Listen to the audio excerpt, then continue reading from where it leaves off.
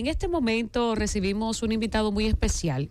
Y no podemos decir que es invitado porque estamos tratando a partir de hoy de poder tener su intervención más a menudo para hablar un poquito de política internacional, que nos cuente sobre su experiencia y sobre todo analizar la situación internacional a nivel político.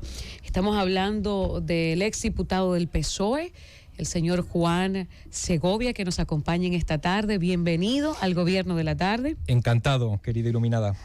Bueno, ya hemos tenido a Juan anteriormente en la Z101, es una persona que ya la gente ha escuchado y queremos hablar, Juan, específicamente de lo sucedido en España. Este domingo 23 de julio se celebraron elecciones generales en España. Fueron las 16ª elecciones generales democráticas. Ya aquí el ingeniero Héctor Rodríguez Pimentel y otros compañeros han abordado lo que ha sucedido en España en estas elecciones, pero queremos precisamente analizarlo desde su óptica. Bueno, que de entrada es la óptica de un español muy distinta a la de un dominicano, ¿no? Yo sé que para los dominicanos es difícil entender este sistema raro que tenemos en España, porque nosotros vivimos en una monarquía parlamentaria, nuestro jefe de Estado es un rey, a él no se le elige, lo es por nacimiento, y lo que elegimos en España es a 350 diputados una vez cada 4 años. Son esos diputados los que eligen a un presidente del gobierno. Luego en España, a diferencia de República Dominicana, nosotros no votamos directamente a nuestro presidente. Eso explica, en buena medida, el lío en el que estamos ahora metidos tras las elecciones del domingo. ¿Por qué? Porque ninguna fuerza política en España ha obtenido una mayoría por sí misma. Y por tanto, aunque el domingo hemos votado, hoy no sabemos quién va a ser nuestro presidente, porque eso dependerá de quién sea capaz de llegar a acuerdos de distintos partidos, de distintas minorías, que formen una mayoría absoluta, la mitad más uno de los curules. Nosotros en España le llamamos escaños a los asientos de los diputados, curules. ¿Cuál fue la última vez que un partido ganó mayoría para poder convocar a un gobierno? Hace ya 12 años, Mariano Rajoy, el presidente de la derecha, fue el último. En su segundo mandato tuvo mayoría absoluta y desde entonces no se ha vuelto a dar. España está viviendo un fenómeno parecido al que se está viviendo en toda Europa, que lleva a que cada vez haya más atomización en los parlamentos. Antes había partidos muy grandes y el que ganaba por mayoría absoluta, con la mitad más uno, pero en toda Europa estamos viviendo un proceso que lleva a que cada vez haya más partidos pequeños que tienen que ponerse de acuerdo para poder gobernar. ¿Y a qué tú crees que se debe eso? Bueno, parece que es una evolución habitual en las democracias, ¿no? Las democracias, cuando comienzan a andar, la nuestra en España hace 40 años que comenzó, tras la dictadura franquista, suelen tener partidos muy grandes que aglutinan a muchas mayorías. A medida que las democracias van avanzando, cada vez hay demandas más específicas de los ciudadanos que se van poniendo de acuerdo en torno a partidos cada vez más específicos, digamos. Sí, de manera más específica. ¿A qué tú atribuyes que el oficialismo no haya tenido mayoría en esta situación? Bueno, el Partido Socialista no es solo el oficialismo. Actualmente, el gobierno actual de Pedro Sánchez ya es un gobierno de varios partidos. Sí. Es un gobierno en el que está el Partido Socialista como fuerza mayoritaria, estaba Podemos, que ahora se ha reconvertido en otro partido que se llama Sumar, y era un gobierno que tenía el apoyo de varios partidos pequeños nacionalistas. Yo creo que el próximo gobierno va a tener que ser de ese tipo. Por tanto, en el fondo, la mayoría que ha salido de las urnas sí se parece a la mayoría oficialista actual, que es una mayoría de muchos partidos. Ingeniero. Mire, para seguir entendiendo mejor el sistema político español, que como usted señaló es muy diferente al nuestro, sí. Y parlamentario. A mí me gusta más el vuestro, por cierto. Bueno, ahí vimos que después de las elecciones, después del domingo, Feijóo, que fue que quedó, que sacó más votos relativamente, estaba tratando de formar gobierno, pero entonces los vascos, que tienen que ganar 5 escaños, parece que se niegan radicalmente a hacer acuerdo con él. Sí. Y luego vimos entonces también al rey, que dijo que va a reunir a los partidos para ver cómo. ¿Quién es que tiene la facultad legal allá para integrar gobierno? ¿Un candidato específico que haga mayoría?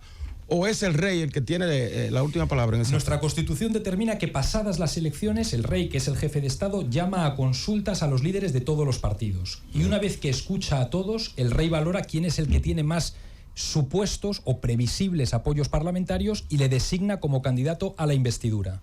Y es en ese momento cuando en la investidura se comprueba en el Parlamento si quien está sometiéndose a esa votación tiene o no los diputados suficientes. El rey varias veces ha considerado que el que tenía más apoyos era alguien que finalmente no los obtuvo, pero procedimentalmente, como dices, es el rey, tras oír a todos, el que toma la decisión de, en principio, quién sería el que estaría en mejores condiciones. Y déjame solo la anotación de decir, ganó Feijóo. Bueno, en realidad en España ha habido muchas minorías. Feijóo ha tenido un 33% de los votos, el Partido Socialista ha tenido un 30%. Por haceros la foto, hoy en España hay un partido de centro-derecha, Partido Popular, uno de centro-izquierda, Partido Socialista, uno de extrema-derecha, Vox, otro más a la izquierda, que se llama Sumar.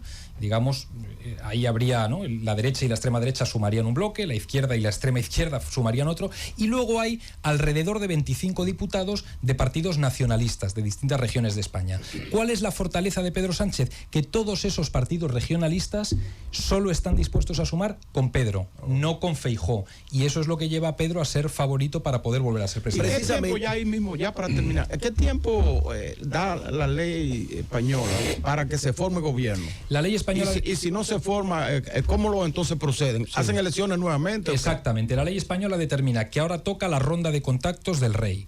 Para eso no hay un calendario establecido. Se pueden tomar su tiempo, el rey y tal. Pero una vez que se somete el que el rey decida, el que el rey determine a la investidura, ahí echa a andar un reloj que dura 2 meses. Si en 2 meses no hay investidura, automáticamente quedan convocadas unas nuevas elecciones. ¿Cuál sería el costo? Usted ha hablado sobre el tema de los votos, vamos a decir, autonómicos. ¿Cuál sería el costo para la integridad de España conformar un gobierno con esos votos que conforman tanto el País Vasco como Barcelona o Cataluña? Bueno, es que España es eso.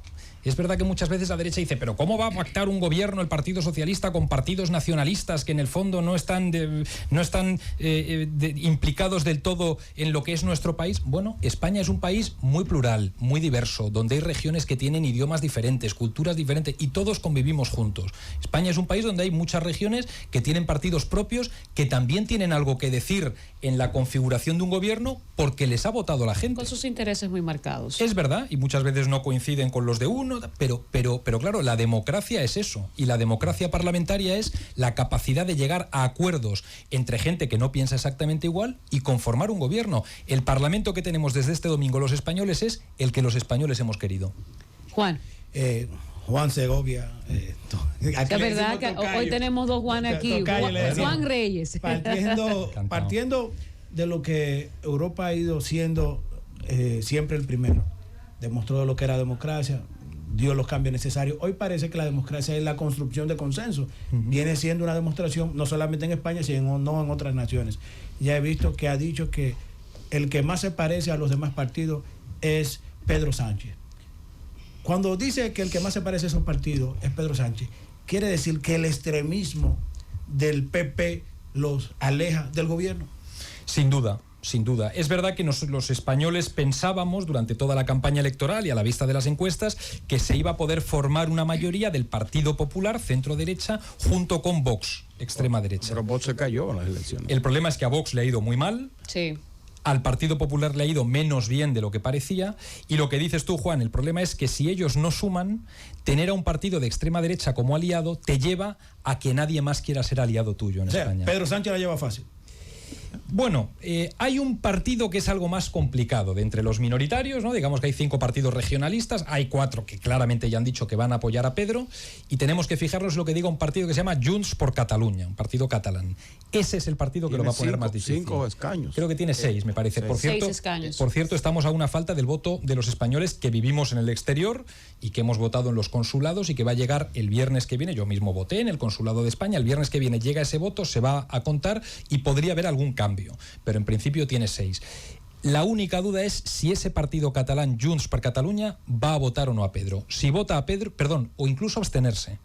Incluso absteniéndose en esa investidura, Pedro es presidente. Si ese partido vota no, se repetirán las elecciones. Pedro sobrevivió. Sí, sobrevivió. Un gran superviviente. El manual de la resistencia. Exactamente. Hay que poner un capítulo más al manual de resistencia. Para que la gente tenga una idea, pues nosotros conversamos con un parlamentario o exparlamentario, el más joven de la asamblea en ese entonces por el Partido Socialista. Elvis me quitaba la inquietud que tenía, así que estoy reformulando la inquietud también que me surge. Es que Elvis es rápido. Muy puntero. Decirle que si lo ve usted como que el Partido Socialista, ¿no? que dirige Pedro Sánchez unas quintas elecciones a cargo del rey sexto, ¿verdad? Felipe VI, sí. De Felipe VI. Si usted piensa que lo que ha ocurrido es por un desgaste de estos ya 2 periodos, desde 2018, que le hace perder una importante representación hasta municipal una importante representación de los parlamentarios en este partido. Fíjate que efectivamente parecía que el gobierno y el Partido Socialista tenía un desgaste grande, lo tuvo en las elecciones autonómicas y municipales que tuvimos los españoles el pasado mes de mayo.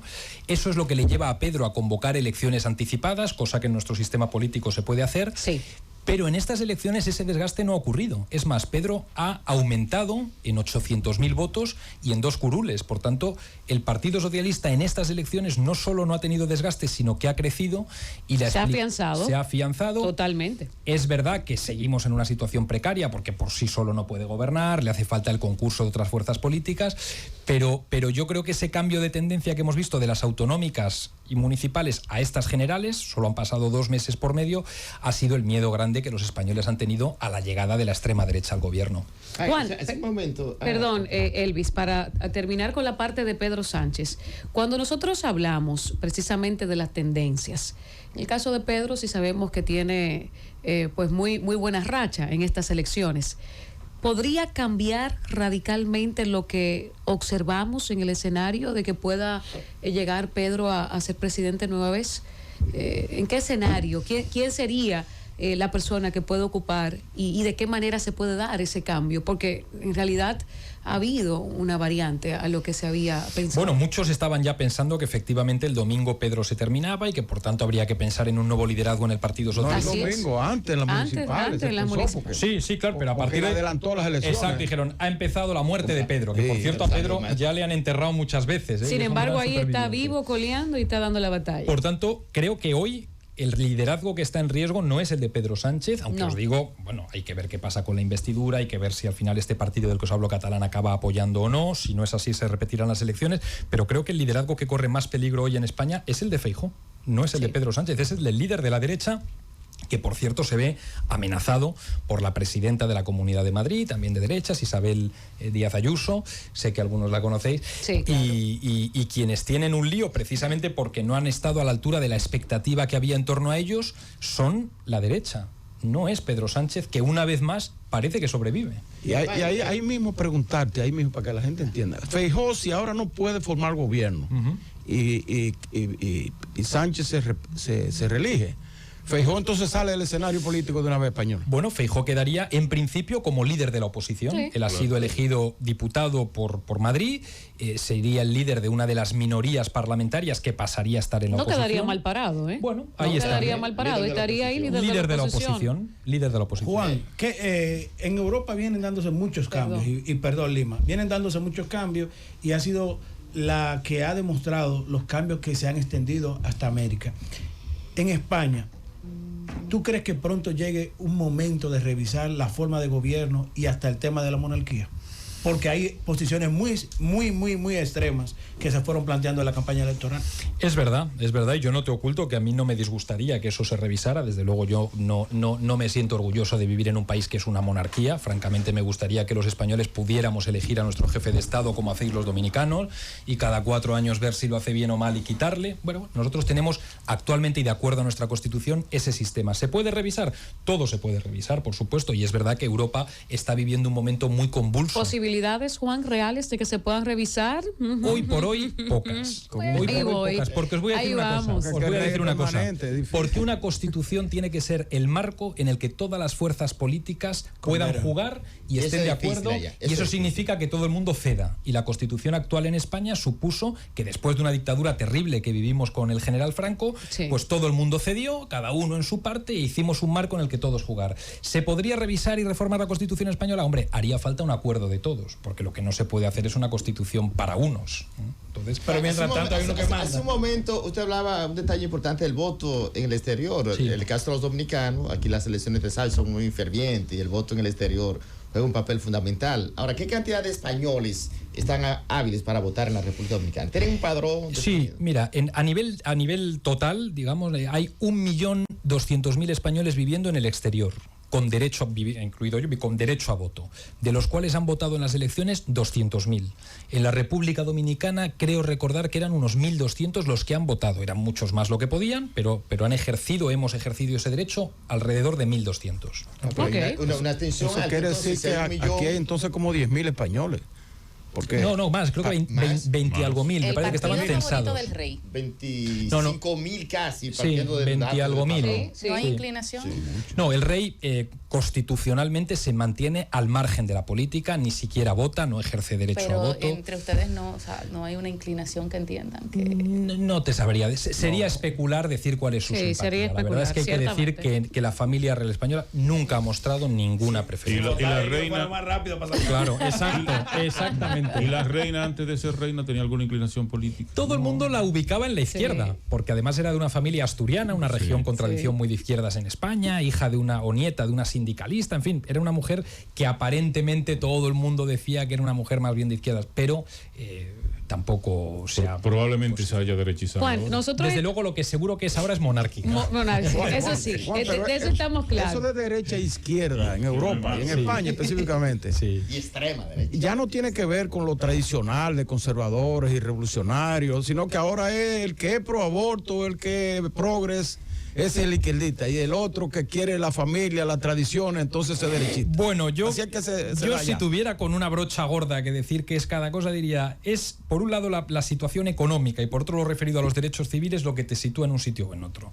La derecha quiere pocos impuestos y que cada uno gestione su propio dinero, y además habitualmente, como dices, es más conservadora en materia de costumbres, ¿no? Sí, más la conservadora. izquierda cree más en la solidaridad y en el que quien tiene más dinero ponga para hacer la vida un poco mejor al que tiene menos, y además es más abierta a los avances sociales referidos al LGTB. Exactamente, al LGTB, feminismo, etcétera. Juan, nosotros estamos terminando esta primera intervención y ya estamos preparando escenario para recibirlo en los próximos días, porque tenemos otros escenarios de que hablar. En el caso de El Salvador, con el tema de Nayib Bukele, el caso de Francia. Pero para finalizar en este día, que la gente ha estado muy atenta, ya tenemos reportes muy positivos de esta intervención de Juan Segovia, pues decir a la gente que nos escucha, ¿en cuántos días más o menos podemos ver que se puede vislumbrar el escenario más claro, si tiene España presidente, en qué cantidad de días, o bueno, la posibilidad es remota de que en una semana o 2 semanas podamos saber quién va a estar al frente del gobierno español, o si hay muchas posibilidades de otras elecciones? Bueno, ya sabéis que las negociaciones también tienen sus liturgias y sus plazos y sus tiempos. Sí. Yo creo, sus rituales. Exacto, sus rituales. Yo te diría que probablemente en un mes tengamos la situación algo más clara. O sea, que vamos a estar hablando de las elecciones de España un mes completo aquí en la Z101. ¿No hay un plazo fatal, como en la República Dominicana? Para que el plazo fatal comience tiene que haberse producido la primera investidura, y a partir de ahí son 2 meses. Pero para que se produzca la primera investidura no hay un plazo.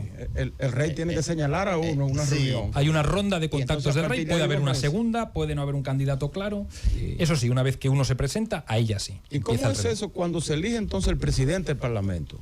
Que también como que los plazos se detienen. Bueno, efectivamente al presidente del Parlamento se le elige antes que al presidente del gobierno. La primera votación que se tiene en el Parlamento es la del presidente del Parlamento.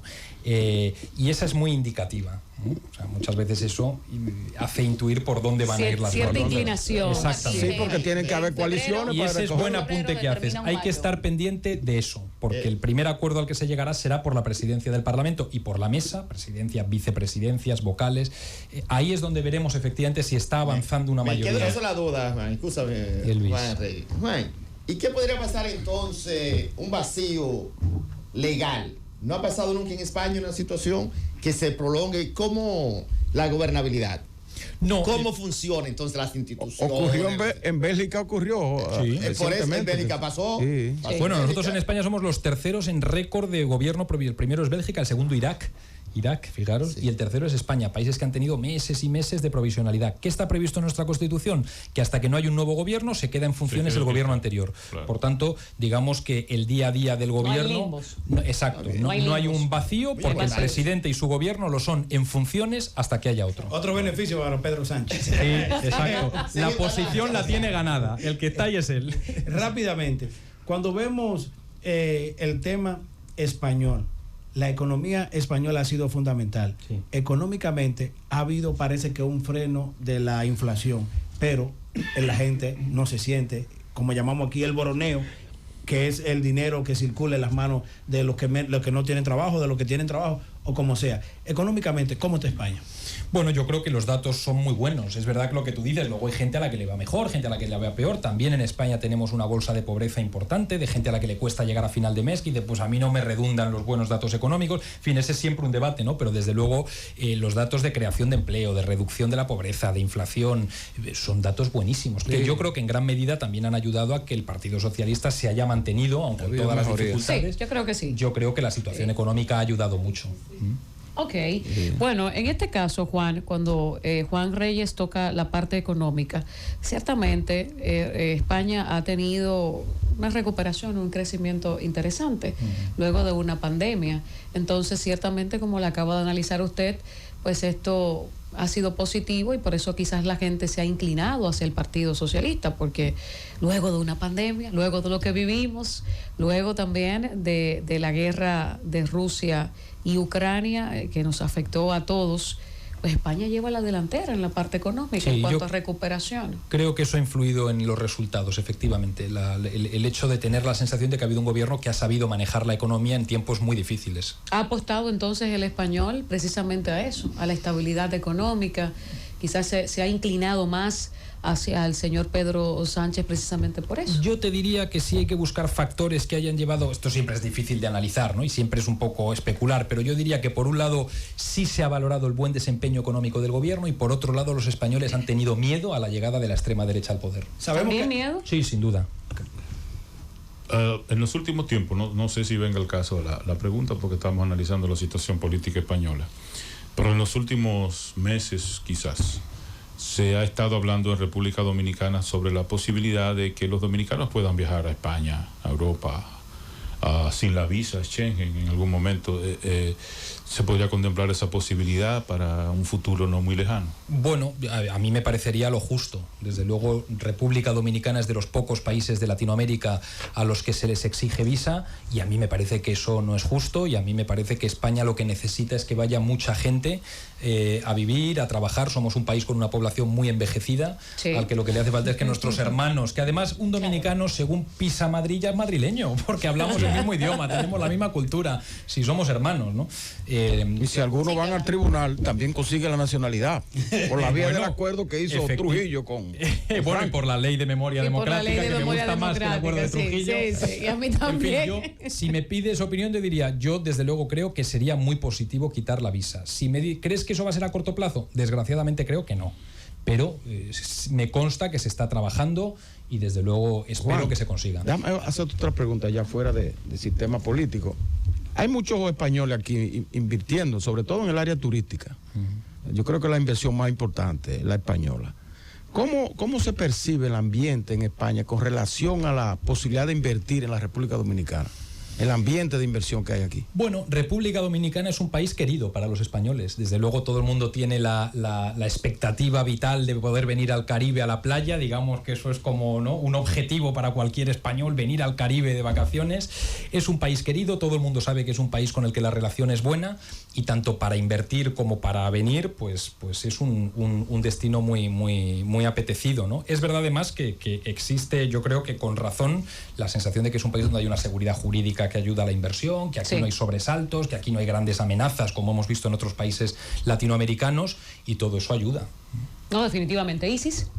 Respecto al socialismo, ¿me puede identificar 5 puntos en los que ha gobernado Pedro Sánchez con esa ideología socialista que usted tanto defiende, diferente a la monárquica? Bueno, lo primero que debo decirte es que probablemente esa es una palabra un poco proscrita en Latinoamérica, ¿no? Lo de socialismo puede dar la impresión de algo que en Europa no es. O sea, el socialismo para los europeos es lo que nosotros llamamos la socialdemocracia. No tiene que ver con el comunismo, no tiene que ver con un régimen autoritario, ¿no? Por tanto, aquí tuvimos un gran representante, José Francisco Peña Gómez, por ejemplo, efectivamente, claro, ¿no? claro ese sería a quien asimilarse en República Dominicana. Ese fue el último. Exacto, y la socialdemocracia se basa en la redistribución de la riqueza, en el respeto a la libertad general e individual. Pedro Sánchez ha hecho muchas cosas durante este tiempo. ¿El PSOE sacó menos diputados ahora que lo que tenía anteriormente? No, sacó 2 más y 800.000 votos. La extrema derecha, como la llamas, el PP. La extrema el PP 37. Yo le llamo derecha, que ha subido mucho, pero la extrema derecha, Vox, ha bajado creo que 18. Feijóo sacó 37 más. Un gran batacazo. Pero es verdad. El PP sacó mucho más. Sí, fundamentalmente por una razón. Había antes en Liza un tercer partido, que se llamaba Ciudadanos, que ha desaparecido del mapa y todos esos votos y curules los ha absorbido el Partido Popular. Por tanto, lo que ha habido es una reorganización de ese espectro de la derecha, que antes estaba en 2 partidos y ahora en 1, por lo cual suman todo, y la extrema derecha, que queda, afortunadamente para mí, muy debilitada y con muchos menos curules. Juan Segovia tiene al país paralizado en este momento. El gobierno de la tarde ha tenido una intervención magistral con el exdiputado del PSOE, amigo nuestro, amigo de la Z101, y desde ya vamos a tenerlo periódicamente hablando aquí de política internacional. Tenemos que irnos, gracias a Esteban Delgado que nos ha concedido estos minutitos, pero Juan, hay muchas preguntas. Feliz de haber estado con vosotros. Gente que nos está escribiendo, así que saliendo de aquí, fijamos su próxima visita, porque el país está ahora mismo paralizado, escuchando, hablando de España. Juan Segovia con nosotros. Mil gracias a todos. Hasta mañana, amigos.